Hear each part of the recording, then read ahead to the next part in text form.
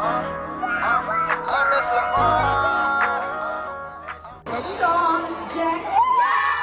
said, how do you feel? He was like, I feel good. I said, I'm very proud of you. He said, thank you. This is Sean Jackson, an 18-year-old aspiring rapper from Richmond, Virginia, who would be shot and killed alongside his stepfather just hours after receiving his high school diploma. But the most shocking part is that the person who pulled the trigger wasn't some random stranger or gang member. It was someone Sean's own mother had fed, clothed, and welcomed into their home as a child. But before we uncover how a childhood friendship descended into a fatal shooting in Monroe Park, let me take you back to where this all began and reveal the disturbing red flags that everyone missed. June 6, 2023 started like any celebration should. Sean Jackson, known in Richmond's rap scene as OTG Sean, was finally graduating from Huguenot High School. For most teenagers, graduation is a given milestone. But for Sean, this moment represented something far more significant. It was proof that despite struggling with the structure of traditional high school, because Sean technically wasn't supposed to be there at all. You see, the young man who would walk across that stage had been on homebound instruction for years, restricted from school property and events due to documented threats against his life.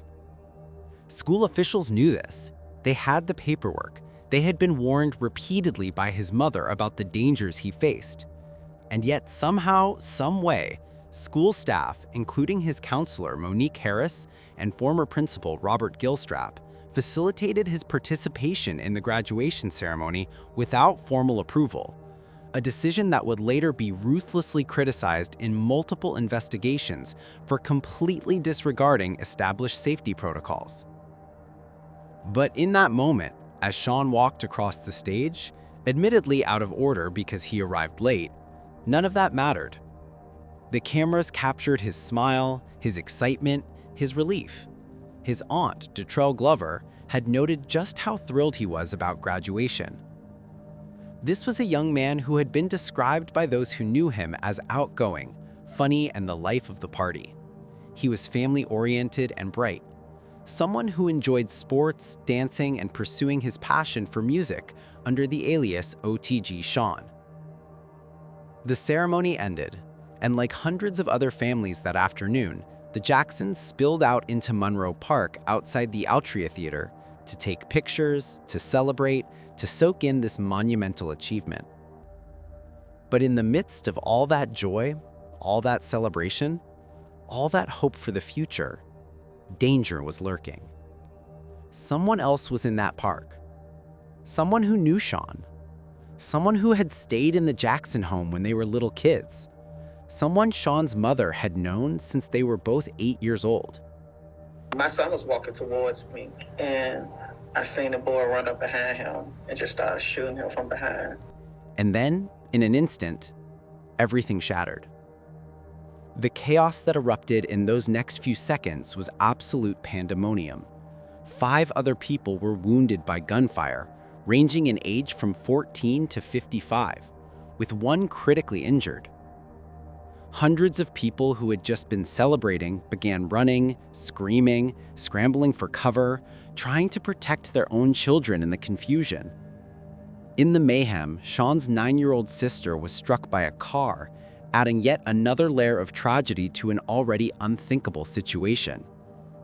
But the horror didn't end with Sean falling to the ground. Renzo Smith, Sean's 36-year-old stepfather, a man remembered as a devoted family man and protector, responded to the attack.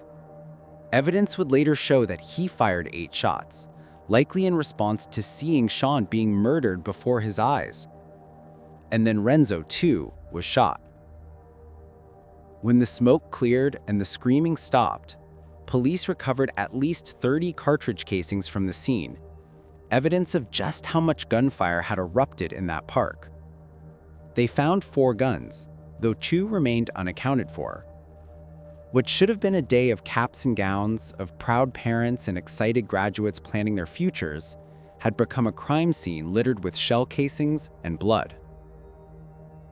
The question that haunted everyone, that still haunts Tamika Jackson Smith to this day, was simple yet profound.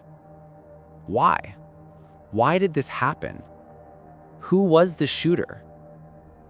The answer would prove to be even more disturbing than anyone could have imagined. His name was Amari Pollard, and he wasn't a stranger to the Jackson family. In fact, he was a childhood friend of Sean's, someone who had met him at age 8, someone who had once stayed at their home. This wasn't some gang-related hit or a random act of violence. This was personal. I mean, deeply personal. To understand how Amari Pollard went from being a welcome guest in the Jackson home to the person who would fatally shoot Sean Jackson 6 times, we need to go back to 2021, to an incident that would set in motion a chain of events culminating in that graduation day massacre. In 2021, there was a justifiable homicide involving a mutual acquaintance named Davion Elliott. This incident, which resulted in no charges being filed because it was ruled self-defense, fueled ongoing animosity between Amari Pollard and members of Sean's circle. The details of exactly what happened are murky, but what's clear is that this event created a rift, a simmering tension that would bubble beneath the surface for the next 2 years. But here's what makes this entire situation even more tragic. Tamika Jackson Smith had no idea they were having problems. She would later express this disbelief in interviews, the shock and betrayal evident in her voice as she tried to comprehend how someone she had shown such kindness to could turn around and take everything from her. On that graduation day, witnesses would later report that there was some kind of altercation between Amari Pollard and Sean Jackson. The exact nature of this confrontation remains disputed. Different accounts paint a different picture, but what's not disputed is what happened next. Amari Pollard went to his car, retrieved a gun, and came back to Monroe Park. He wasn't surprised by sudden violence. He wasn't caught off guard and forced to defend himself in the heat of an unexpected moment. This fact would later become absolutely critical in court proceedings. When Pollard's defense team tried to argue that he acted in self-defense, that he was fearful and had no choice, the judge wasn't having it. The logic is pretty straightforward. If you were scared of somebody else, what made you take my son? You made it to the car, you could have left, as Tamika would later ask through tears. If you're genuinely in fear for your life, you get in that car and you drive away. You call the police. You get to safety. You don't arm yourself and march back into the situation to escalate it. But Amari Pollard did march back, and what happened next was captured partially on various surveillance cameras and cell phone videos, creating a fragmented but damning picture of the shooting. FBI-compiled footage would later provide a clearer timeline. You can see Sean Jackson celebrating, hugging loved ones, then disappearing into Monroe Park with Renzo Smith following behind. Critical moments later, video shows Amari Pollard running through a crowd with Jackson and Smith appearing to be running behind him, which Pollard's defense team would later claim proved he was being chased and acted in self-defense.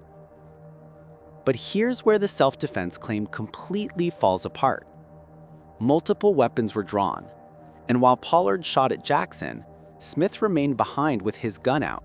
But crucially, Jackson himself was not armed. The moments immediately following the shooting show Amari Pollard's state of mind, and they're illuminating. Video shows him running into a parking garage, dropping the gun, and wrapping his arms around a security officer. Minutes later, a visibly distraught Pollard cries to another officer, begging for protection, saying, I'm not saying I have to go. No, you gotta wait. Please. Look, man, just sit down. The police, no one can turn myself in. I will keep you safe. I swear. All my life, I will die before you do. The officer tries to calm him down, telling him the police want to see him, promising to keep him safe. This behavior is telling.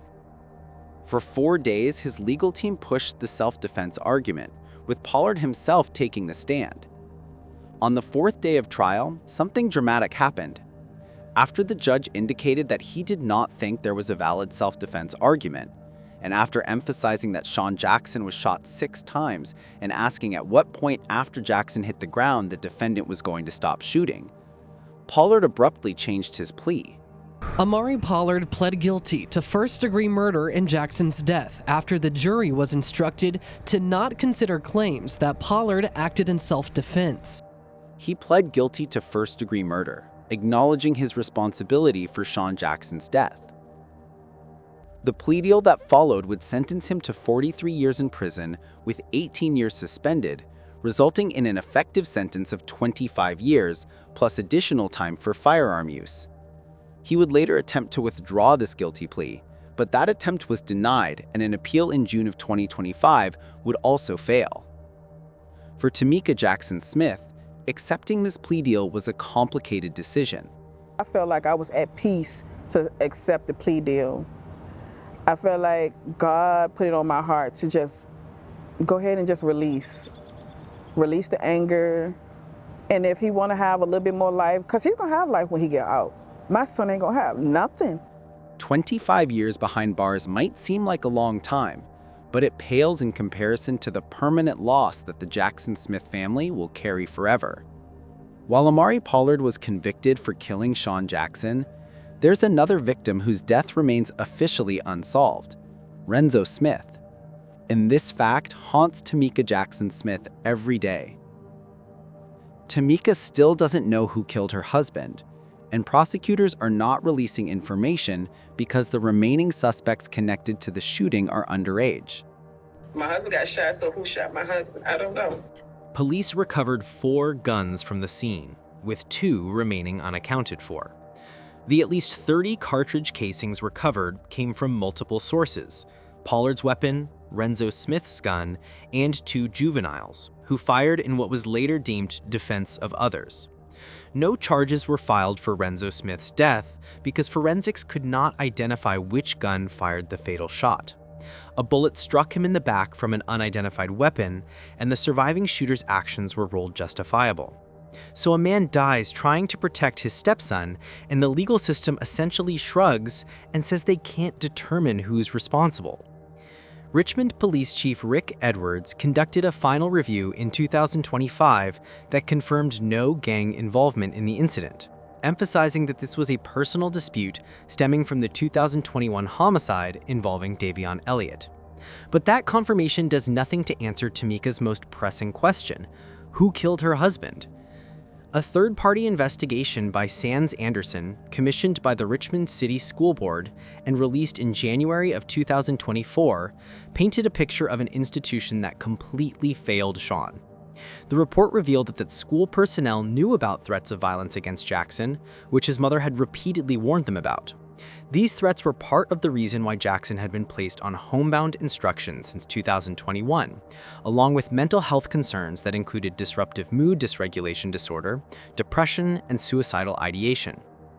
The physician forms that authorized his homebound status identified triggers like large classrooms and authority figures, leading to restrictions that technically barred him from school property and events.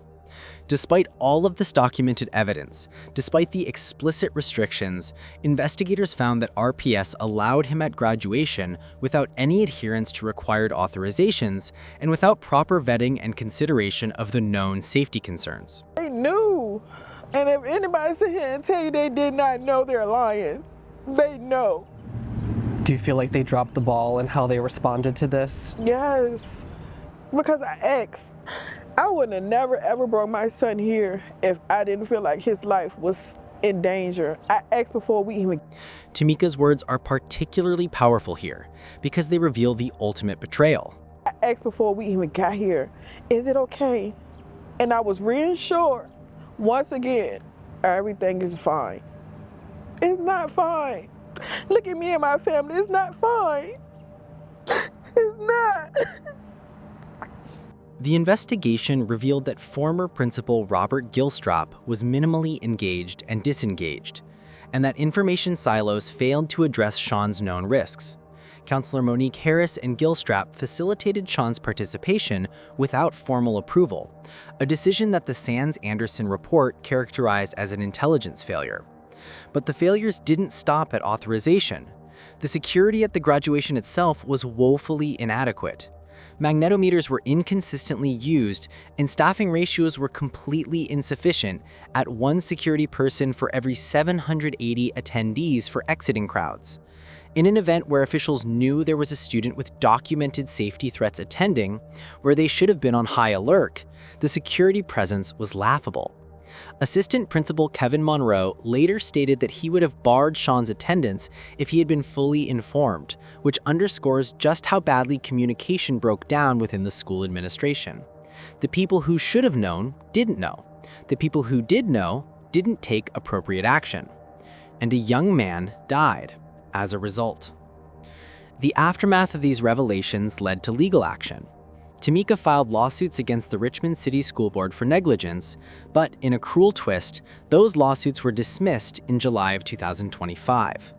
The legal system once again failed to provide accountability for the institutional failures that contributed to this tragedy. However, a lawsuit filed by an injured bystander did proceed, suggesting that there may still be some path to holding the school system accountable. At the funeral service for Sean and Renzo, there was a plea from family, friends, and school staff to stop gun violence. I need the mothers. I've talked to so many mothers while I've been here, and families have lost family to guns and violence. Please, please, please, please, y'all. Because this is unacceptable behavior. And no one should walk into a graduation, receive their diploma, and then lay out afterward. No one. So I am pleading to each of you. I'm pleading and I'm begging. Let's put the guns down. We can talk it out. If you could send a message to Sean today, what would you want to tell him? That I am so proud of him and I love him so much. You did not fail. You did not fail us. So I miss my thug. Hey. So I miss my thug. Hey. So I miss my thug. Late night ride through the gut. Used to look at you as a big bro, can't fuck no other. Usually I ain't this way, but I'm thinking about days in the summer. This shit is a bum. Remember them days we straight, we was thinking about running up, coming to shit about none. I had to get on my ass from living, I'm living for some. No, I got the news when they took you, that shit won't easy. I took my ass, but I shook back, my life ain't easy. Turn on the news and I see you say death ain't easy. Turn on the news and I see you say death ain't easy. If you was alive, would've been lit, we slide for you. We bring them sticks, can't step my shoes. If you try, won't fit, we slide in the cars, when it's on 10. Talk about day, we gonna be Richmond and shit in my heart when I show I won't miss. Can't picture my uncle gone, because it wouldn't make sense. What do you think about this senseless killing? Do you think this is the school's fault and they should be held accountable? Let me know in the comments section. Click on one of the cards on your screen to see more videos like this.